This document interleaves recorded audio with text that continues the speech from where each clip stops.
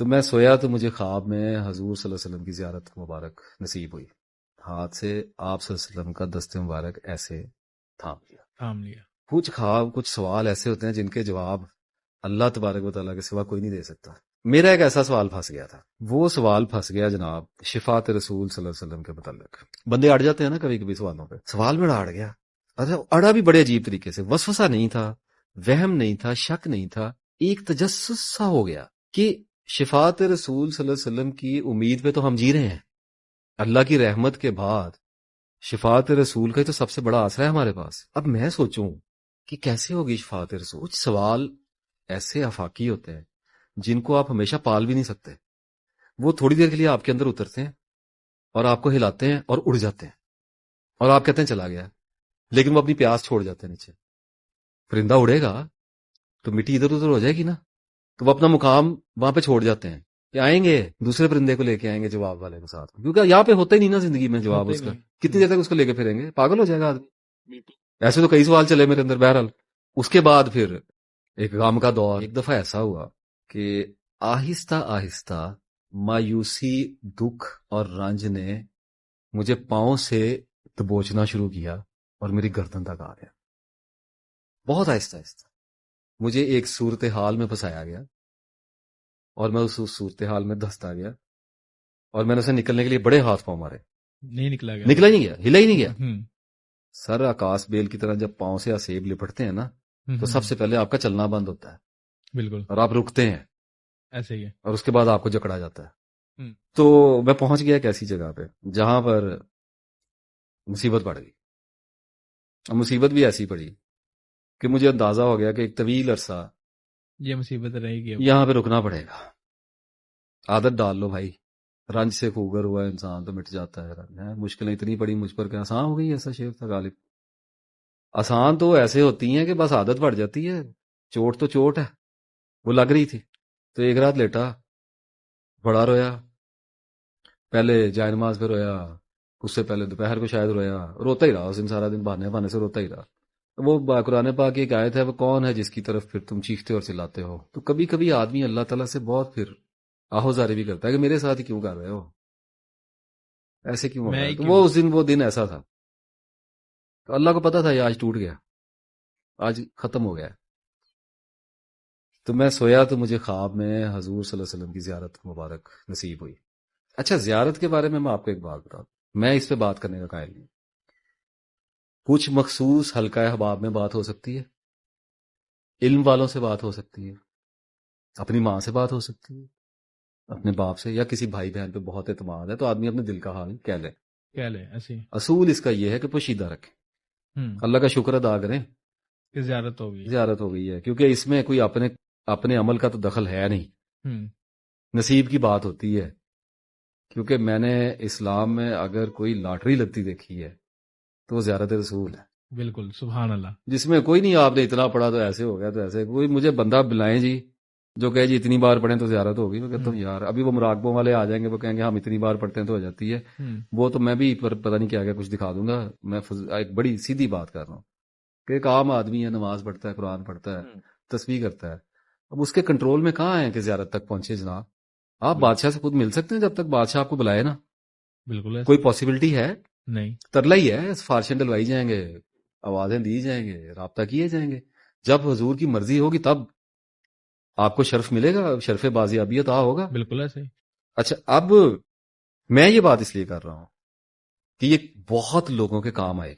یہ ویڈیو کرنے سے پہلے میں نے سوچا کہ میں یہ خوابوں والی ویڈیو میں اس کو نکالتا ہوں. عام طور پہ تو مجھے پتہ نہیں ہوتا میں نے کہنا کیا ہے، لیکن ایک مرکزی خیال کا تو اندازہ ہوتا ہے. تو میرے ذہن میں زیارت رسول صلی اللہ علیہ وسلم والی بات تھی. تو میں نے سوچا رہنے دیتے ہیں. لیکن ابھی یہ بات کرتے کرتے جو فلو آیا اس میں یہ بہتر سمجھتا ہوں کہ میں یہ لوگوں سے بات کر دوں. اس میں میری ذات کو چھوڑیں. میں بھی گناہ گار ہوں، آپ بھی گناہ گار. جب حضور صلی اللہ علیہ وسلم نے فرمان جاری کیا ہے کہ آدم کے سارے بیٹے خطا کار ہیں، تو یہاں پہ اپنی پاکیزگی، اپنی تقوی ثابت کر کے ہم نے لینا کیا ہے؟ اتنا بڑا رسک تو کوئی نہیں کھیلنے لگا. کوئی بھی نہیں کھیلتا. تو بتایا اس لیے جا رہا ہے تاکہ بوقت ضرورت کام آئے گا.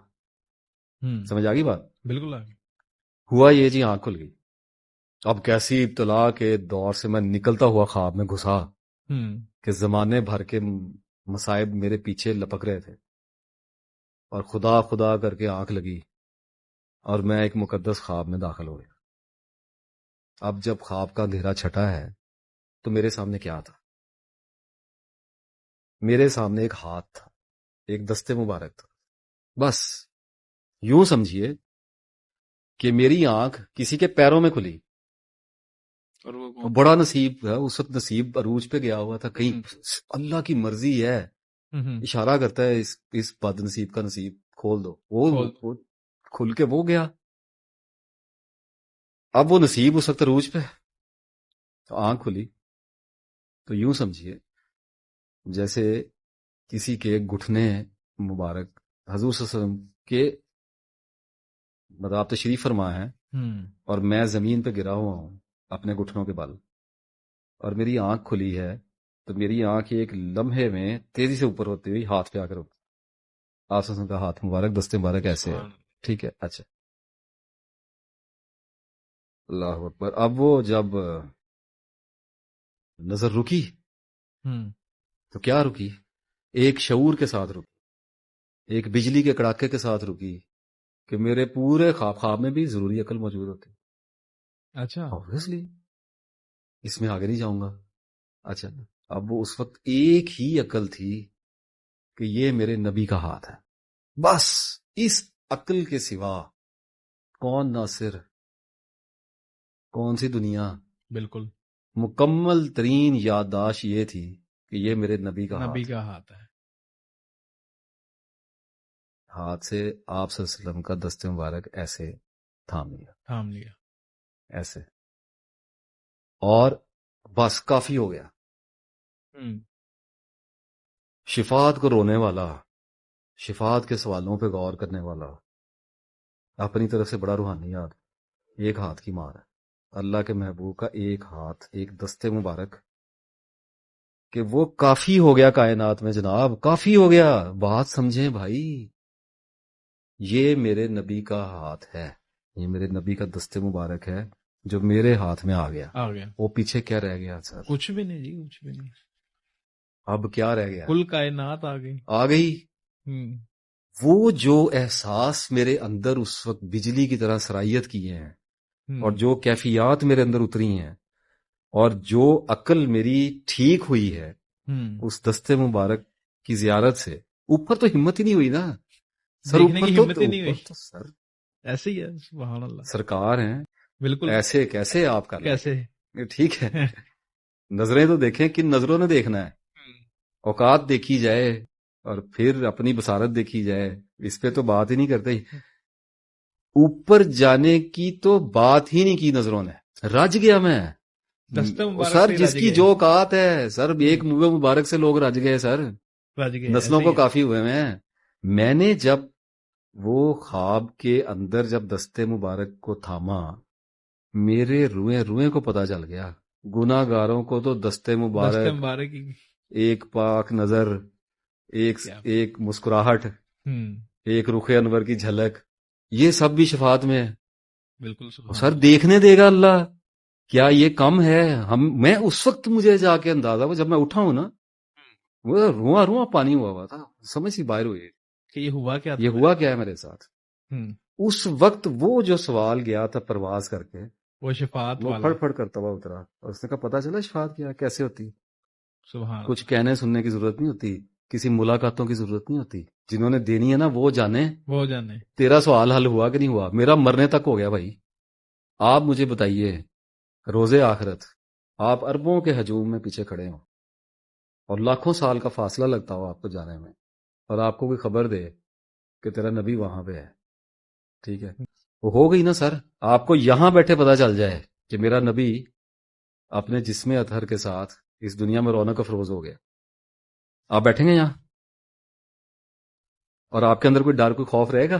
نہیں، کیا خوف رہے گا؟ کوئی قیامت کا، کسی چیز، کوئی چیز نہیں. بس آ گئے، پہنچ گئے ہم اللہ کے محبوب کے پاس پہنچ گئے. خود ہی کچھ کر لیں گے. بالکل کریں گے. تو کچھ خواب ایسے ہوتے ہیں